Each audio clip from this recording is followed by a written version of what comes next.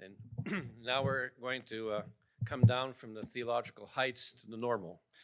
And so after Cardinal. Anyway, I would like to speak something of the darkness and the thirst of Jesus in the context of the Jubilee of Hope, and as a witness to hope in a dark world.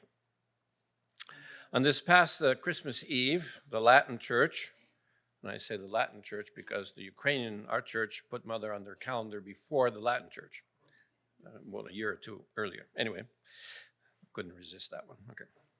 So the Latin Church chose that moment, Christmas Eve this year, at the very beginning of the Jubilee of Hope, to inscribe St. Teresa on the general Roman calendar. And they did it specifically in connection with the Jubilee of Hope that we are still celebrating this year. The decree was signed by the prefect, Cardinal Arthur Roche, at the very start of the Jubilee because, as the decree states, the name of Teresa of Calcutta continues to shine out as a source of hope for many men and women who seek consolation amidst tribulations of body and spirit.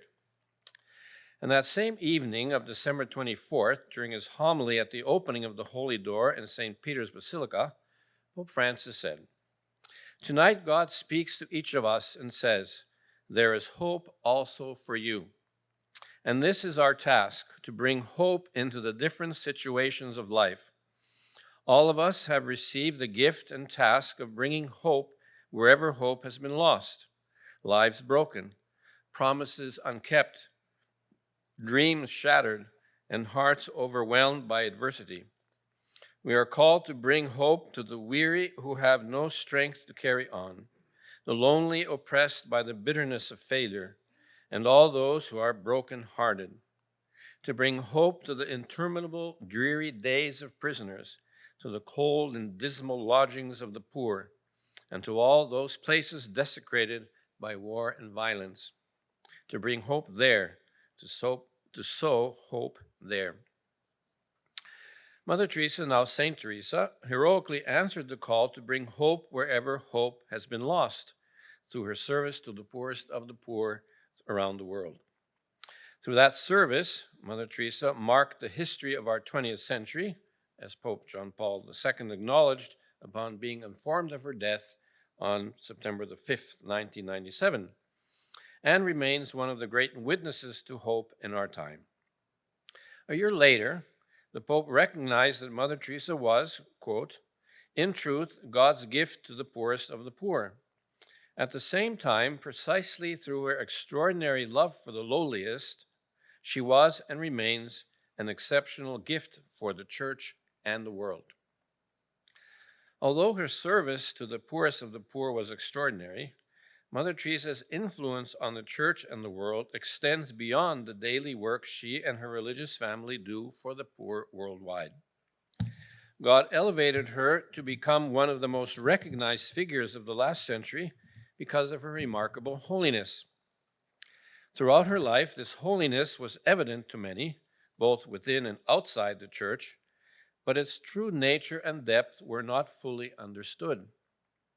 But now, more than a quarter century after her death, we might agree with Father Joseph Langford, the co-founder with Mother Teresa of the Missionaries of Charity Fathers, that besides her example of love and service to the poor, quote, "Mother Teresa may have been what Hans Urs von Balthasar described in writing of her patron, Thérèse of Lisieux, a theological existence, a particular word of God to our times, whose holiness and message to the Church go beyond the simple heroic following of a path already trod by others.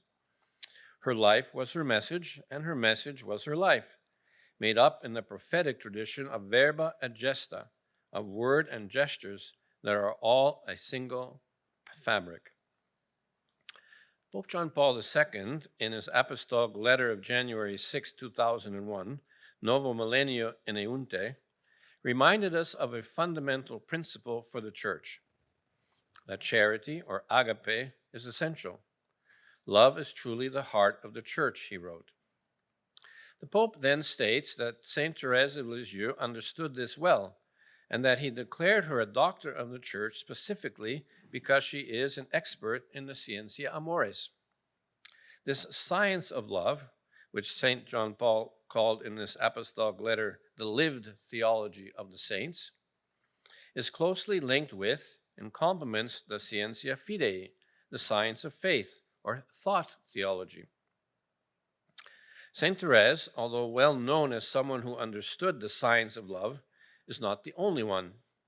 It is granted to the humble and modest, as Saint Pope John Paul acknowledged when declaring Saint Therese a doctor of the Church in 1997. The science of quote from the letter, the science of divine love, which the Father of mercies pours out through Jesus Christ in the Holy Spirit, is a gift granted to the little and the humble, so that they may know and proclaim the secrets of the kingdom, hidden from the learned and the wise. For this reason, Jesus rejoiced in the Holy Spirit, praising the Father who graciously willed it so.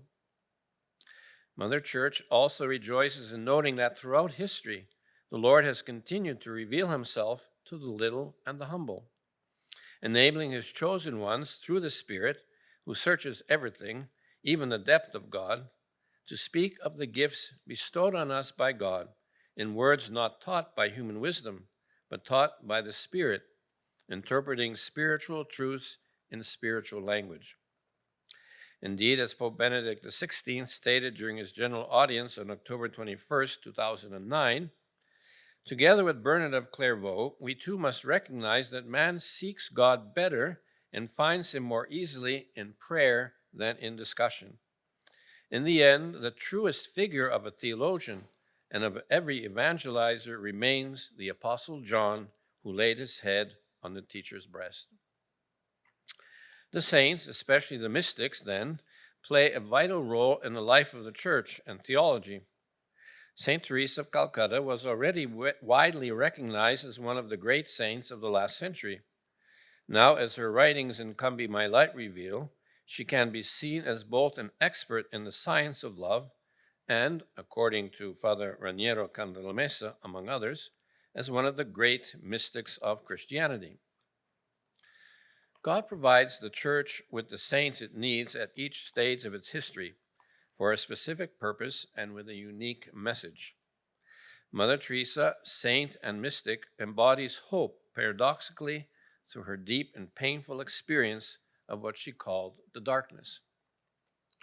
In a talk on the hidden life and epiphany, Edith Stein, St. Teresa Benedicta of the Cross, observed that the deeper a soul is bound to God, the more completely surrendered to grace, the stronger will be its influence on the form of the Church. Conversely, the more an era is engulfed in the night of sin and estrangement from God, the more it needs souls united to God. And God does not permit a deficiency. The greatest figures of prophecy and sanctity step forth out of the darkest night. Mother Teresa was such a soul, surrendered without reserve to the Lord, in faithful trust, in a profoundly intimate union with Jesus, while her inner life was in the darkest night. These virtues embody what Mother Teresa called the spirit of the society, or the MC society, which is in fact the little way of spiritual childhood, confidence and abandonment in St. Teresa's language, and loving trust and total surrender in Mother Teresa's. Mother Teresa, being typically practical, added cheerfulness, the exterior sign of whether one is living in trust and surrender. Mother Teresa's holiness was characterized by her complete surrender to God in loving trust, with a constant intention to always and entirely do his will. In 1942, she made a vow to God, binding under pain of mortal sin, to give God anything he may ask, never to refuse him anything. There are many texts in which Mother Teresa clearly expresses her strong desire to please Jesus in everything she does. Here's just one example from a letter to the Archbishop of Calcutta demonstrating this intention. I tell him, meaning Jesus, that my heart is free from everything, and so it belongs completely to him and him alone. He can use me just as it will please him best. To please him only is the joy I seek. At the end of her life, Mother Teresa unwittingly confirmed that she had faithfully kept her vow to refuse him nothing. A few days before her death, Sister Margaret Mary, the 12th sister to join, witnessed a scene where Mother Teresa was experiencing intense physical pain. Quote, I saw Mother alone, facing a picture of the Holy Face on the wall in her room, and she was saying, Jesus, I never refuse you anything. I thought she was talking to someone. I went in again. Again, I heard the same. Jesus, I have never refused you anything. In one of her instructions to her sisters, Mother Teresa said, hope is the greatest gift from God. Hope is the sign of life. Let us always hope for the best when everything seems black. Hope, trust, and surrender. The sisters who heard these words had no idea how Mother Teresa herself had to live them out when everything seemed so black and dark within. Indeed, one of the most remarkable and heroic aspects of Mother Teresa's darkness is that only a few trusted confessors or spiritual directors knew about it. Even the sisters closest to her, such as the first group of 12 sisters, were completely unaware of what she was going through. Only after the documents gathered during her canonization process were published did her own sisters and the rest of the world learn what it had cost her to be a beacon of hope to so many. The foundation of Mother Teresa's hope, trust, and surrender was her response to Jesus' thirst on the cross. Jesus' cry of thirst acts as a lens through which all aspects of her life and vocation are reflected. It serves as the unifying element of her calling, her religious charism, her spirituality, and her mission. Jesus' thirst had a profound impact on her heart, which was deeply in love with him. From the cross, Jesus cried out, I thirst. From the start of her new mission, Mother Teresa understood this intense, painful thirst, as she often described it, as a longing for love and for the souls of others. She would quench or satiate Jesus' thirst for love through her passionate love for him, driven by her intense longing to return love for love as his spouse, as she understood her religious consecration. And likewise, she would quench Jesus' thirst for souls by, as she expressed it, laboring at the salvation and sanctification of the poorest of the poor.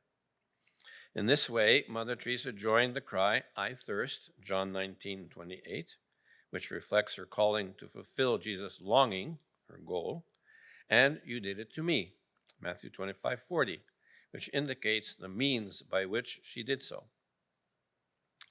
As St. John Paul II said at Mother Teresa's beatification, the cry of Jesus on the cross, I thirst, expressing the depth of God's longing for man, penetrated Mother Teresa's soul and found fertile soil in her heart.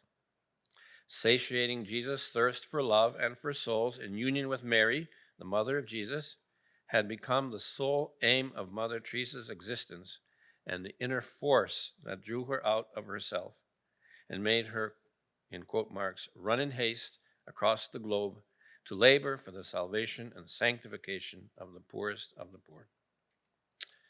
Indeed, if there is one short phrase that describes Mother Teresa, it is that she was a woman passionately in love with Jesus. From childhood, she fell in love with Jesus, her first and only love. In her first letter to Archbishop Perrier about the inspiration of September the 10th, 1946, she expresses her determination, following her patroness, Saint Therese, to love Jesus as he had never been loved before. If her private writings in Come Be My Light reveal her passionate love for Jesus, they also show the deep interior suffering that this love cost her over many decades. In her book, God in the Dark, Suffering and Desire in the Spiritual Life, Susan Pritchford observes that passion is one of those strange words, like sanction, that has two distinct and seemingly opposite meanings. It has both positive and negative connotations: strong desire on the one hand, and suffering on the other. The mystics and the troubadours of medieval Europe understood this well, and they could not conceive of a love that didn't include both faces of passion. It is true to say that Mother Teresa likewise could not conceive of love or live her life, live her vocation to love in daily life without these two aspects of passion. The passionate thirst or longing of Jesus is inseparably expressed or demonstrated in his passion and death. Similarly, as his spouse, Mother Teresa also quenched Jesus' thirst by embracing both the positive and negative sides of passion. This is evident in her understanding and practice of loving God amid suffering. By August 1948, just months after answering the call to quench this thirst for love and souls, her purpose was clear. On the front page of her medical notebook during her training in Patna, before she took to the streets of Calcutta, Mother Teresa wrote, "O Jesus, only love of my heart, I wish to suffer what I suffer, and all thou wilt have me suffer, for the pure love, not for the reward thou hast promised me, but only to please thee, to praise thee, to bless thee as well in sorrow as in joy." This was the result of years of spiritual growth. Already in 1937, on the occasion of her final profession, Mother Teresa wrote to her former parish priest in Skopje, "But I am happy. Before, the cross used to frighten me, and I was getting goosebumps to think about suffering. But now I embrace the suffering before it comes to me, and Jesus and I are living in love." Mother Teresa was fully aware that fulfilling her call to quench Jesus' thirst would cost her much, as it would her sisters. She would tell them, "Now, I want you to look at the cross and see. See what you find there. First point, Jesus has his head bent to kiss you. What love he shows on the cross. Your parents must have kissed you as a real sign of love. If I am the spouse of Jesus crucified, he has to kiss me. Naturally, the nails will hurt me. If I am one with Jesus, it must hurt when I share his sorrow." Sister Nirmala, Mother Teresa's successor as Superior General of the Sisters, comments, "Mother was really not afraid of suffering anymore. She had learned in the school of her crucified spouse how to suffer out of love. In the midst of suffering, Mother was joyful. She did not allow any of us to pay attention to her suffering. Immediately, she would divert our attention to something else.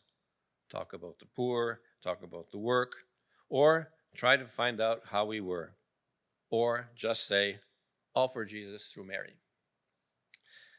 "All for Jesus through Mary" was more than just a carefully chosen phrase.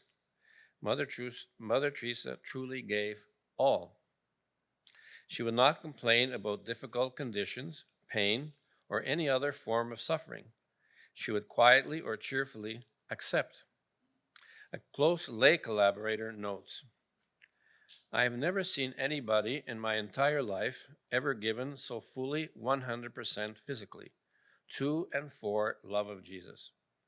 Mother lived in pain. She would have a smile on her face. She never complained of fatigue. She never complained of exhaustion. She gave herself to the last drop, and very often it was the priest or the sisters demanding the most. And if I was traveling with Mother and I saw her in pain, I was not as gracious. And Mother would smile at me, tell me to be quiet, say nothing, smile, accept it, say nothing." A sister who was close to Mother Teresa for many years, Sister Andrea, comments, "For Mother, in the end, she would just say almost daily, 'All for Jesus,' just like that. No comment, nothing. And when she had special trials or something, she used to teach us, 'This is the chance for greater love.' This was always her constant theme in her mind, and I think she kept it as a motto for her life. Considering Mother Teresa's intimate love for the Virgin Mary, it is accurate to say, as Father Pedro Rivas does, that her daily life was a real rosary of suffering. Quote from Father Rivas, Mother Teresa's whole life was a rosary of sufferings, labors, sacrifices, hunger, thirst, sleepless nights, etc., and moral and spiritual trials, misunderstandings, criticism, nights of the spirit, etc., and she endured everything with joy for the greater glory of God. One of the most surprising and unexpected aspects of Mother Teresa's rosary of sufferings was her experience of spiritual darkness, as she described it. The main point to understand is the deep, joyful, and unwavering, passionate love for God that Mother Teresa constantly radiated. This internal suffering was a part of her life that remained entirely hidden from the outside world and seemed almost unbelievable to those who knew her as the always smiling, joyful, and humorous person she was. Thus, this other side, the experience of spiritual darkness, only appears to be reflected in her writings to the Archbishop of Calcutta and her other spiritual directors.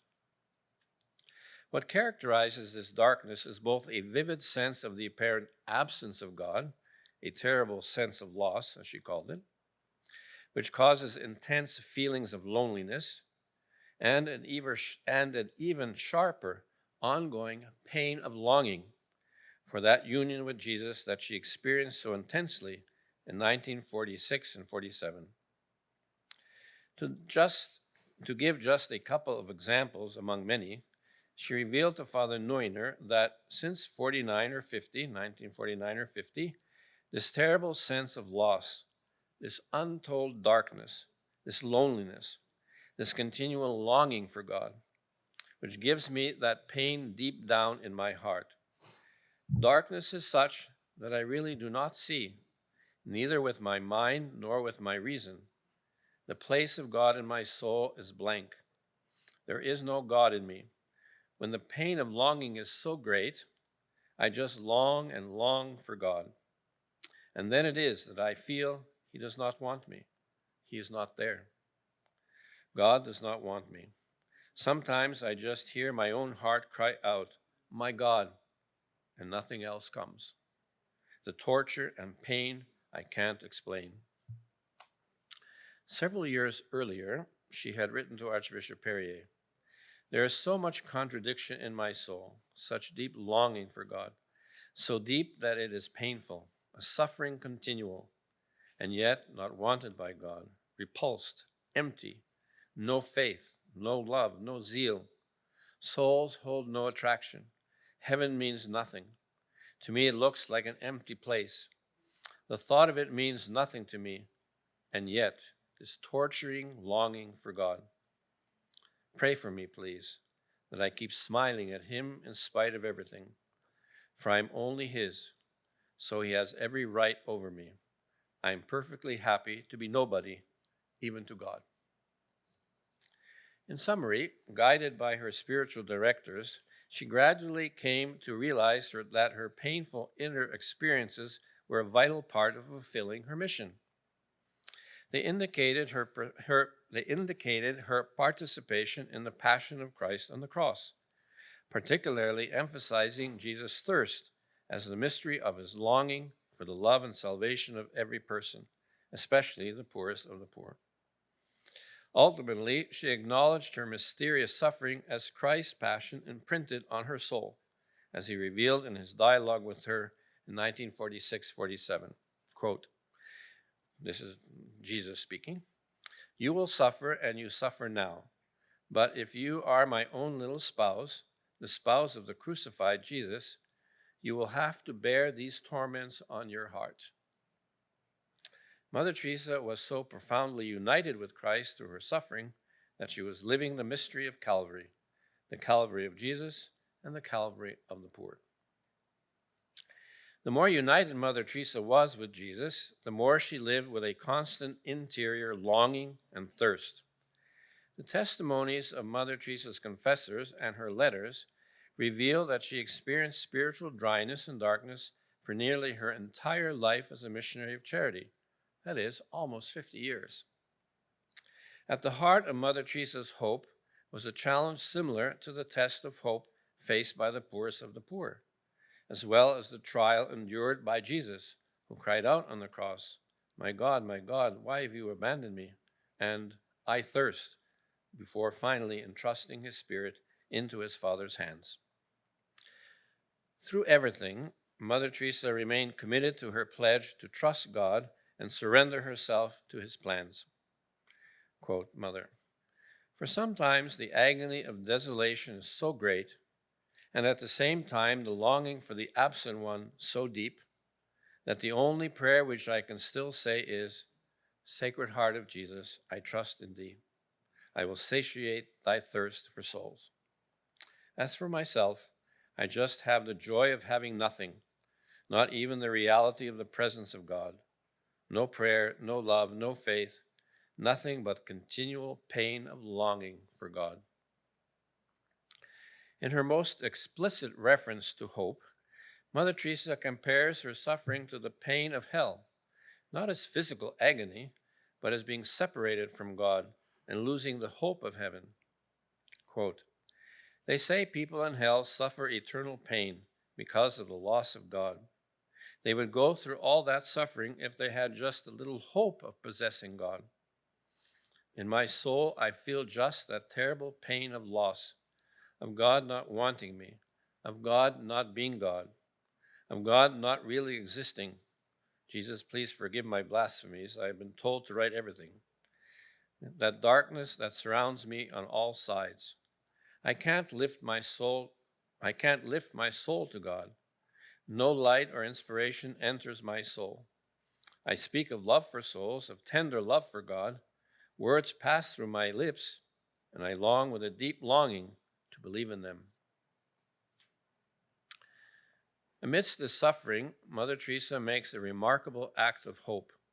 She offers herself to Jesus, surrendering herself for love of him to an eternal separation from him, so that others may find him and he may find joy in them.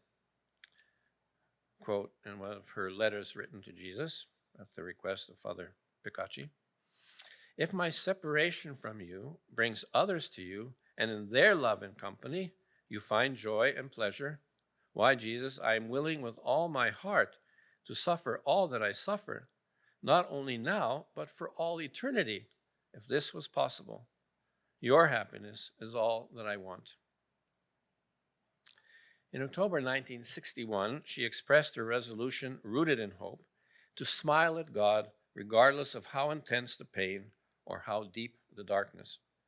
Quote, "The greater the pain and darker the darkness, the sweeter will be my smile at God." A few months earlier, she had come to view the darkness as sharing in Jesus' darkness and pain on earth.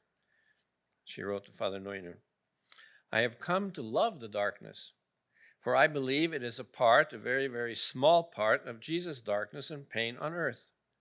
You have taught me to accept it as a spiritual side of your work," as you wrote. "Today, really, I felt a deep joy that Jesus can't go any more through the agony, but that he wants to go through it in me." This realization of the spiritual side of her work, as Father Neuner had indicated to her, brought her deep joy and a greater abandonment. More than ever, she resolved, I surrender myself to him. Yes, more than ever, I will be at his disposal. In a second letter to Father Neuner that same month, Mother Teresa becomes even clearer in her understanding of the darkness as a sharing in Jesus' own darkness. In her darkness, she was therefore not alone, as she was sharing his darkness. Quote, "No, Father, I am not alone. I have his darkness. I have his pain. I have the terrible longing for God, to love and not to be loved. I know I have Jesus and that unbroken union, for my mind is fixed on him and in him alone in my will." Facing the absence of God, entre comillas, the darkness and the hell of seeming separation from him, and responding with indomitable firmness and trusting abandonment, Mother Teresa was blessed with the gift of giving hope to those who experience his absence in various ways through the many hardships of poverty, as well as to the broken-hearted, sinners, the tempted, and those in despair. Mother Teresa even foresaw a possible future mission after death. If I ever become a saint, she wrote, I will surely be one of darkness. I will continually be absent from heaven to light the light of those in darkness on earth. This, of course, echoes Saint Therese, who also predicted a mission on earth from heaven. Therese, I feel that my mission is about to begin. My mission of making others love God as I love him. My mission of teaching my little way to souls. If God answers my requests, my heaven will be spent on earth up until the end of the world. Yes, I want to spend my heaven in doing good on earth. The characteristics of an individual's personal mission on earth also influence how a saint lives in eternity. According to Jesuit Father Sylvester Tan in an article, he wrote, Therese understood that every moment of an earthly human life bears potential eternal significance, since the graces received in each moment by an individual form the basis of a particular sharing in Christ's life that the saint shares in a unique way with all other people in eternity. It follows then that not just for Therese, but also for all the saints, the enfleshed particularity of the earthly life in Christ that God offers a saint within time forms the basis of the particularity of the intercessory mission exercised by that saint in glory.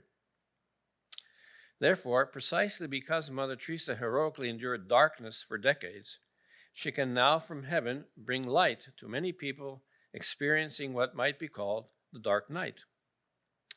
John Paul II discusses this in his 1990 apostolic letter for the 4th centenary of the death of John of the Cross, called Master in the Faith.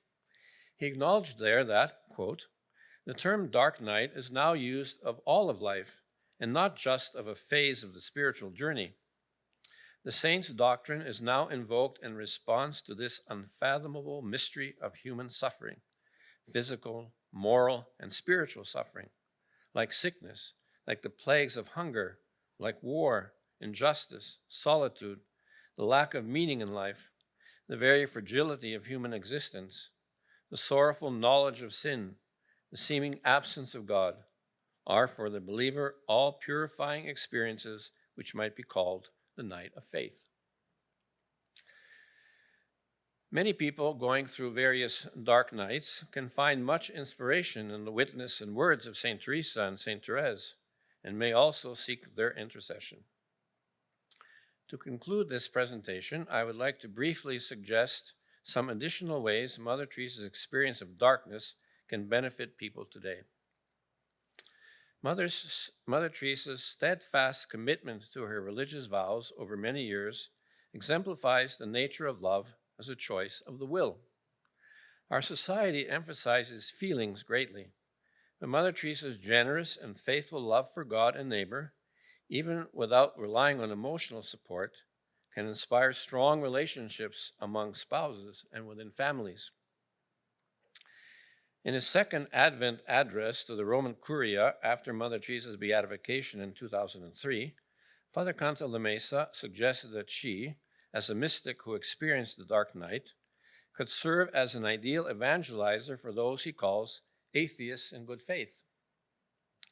He quotes Mother Teresa's letter to the sisters from July 1961, saying, I wish to live in this world which is so far from God, which has turned so much from the light of Jesus, to help them, to take upon me something of their suffering.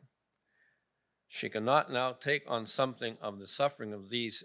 She can now take on something of the suffering of these atheists in good faith, but she can and carry out her mission of being a light to such people. On the occasion of Mother Teresa's canonization, both St. John Paul II and St. Teresa were suggested as the patron saints of the modern world. Their deep and intuitive friendship, George Weigel, and apostolic collaboration over nearly 20 years, 1979 to 1997, had a significant impact on the life of the church. John Paul provided the theological and philosophical foundations for the church's view of the value and dignity of the human person, while Mother Teresa was a living witness to the Pope's teachings. Indeed, as George Weigel wrote, Pope John Paul saw Mother Teresa as a person message, embodying, quote, many of what he regarded as the central themes of his pontificate: the defense of life, the defense of the family, concern for the poor, the dignity of women, the human rights of the humblest of men and women. Christopher Dawson, a renowned historian of culture, identified 6 ages of the church, each spanning approximately 3 to 4 centuries. Each period experiences phases of growth and decline. Based on Dawson's writings, David Bonagura Jr., in his article, A New Age of the Church, suggests that we might view the time after Vatican II as a new era for the church. According to Dawson, after a crisis there follows, quote, a spiritual response accompanied by new apostolic efforts that brings the church back to her evangelical roots. These spiritual works eventually shape the age by producing ecclesial and cultural results. And this is the new evangelization launched by John Paul II. His spiritual friend and collaborator, Mother Teresa, who marked the history of the 20th century, may very well continue to have a significant role in this new era. Time will reveal if and how this might come true. George Weigel's comprehensive biography of John Paul II was titled Witness to Hope. This presentation has attempted to connect Jesus' thirst and Mother Teresa's experience of darkness within the context of her being a source of hope for the many people who seek consolation amidst their own experiences of darkness. 2 of the most influential figures of our time inspire us to always hold on to hope, even in the most challenging circumstances. Thank you.